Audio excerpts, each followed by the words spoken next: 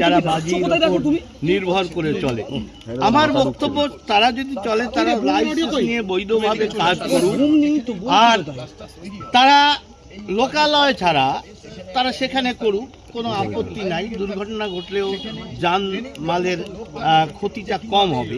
আর এখানে যেভাবে একদম বসতি এলাকার মধ্যে এখানে যে কাজটি অবৈধভাবে চলছিল, কোনো লাইসেন্স নেই, পুলিশের নাকের ডগায়, পুলিশকে রিপোর্ট করেও পুলিশ কিছু করেনি, তার মানেই এখানে এসপি অফিস কয়েকশো মিটারের মধ্যে, 1 কিলোমিটারও নয় আমি জানি এখান থেকে।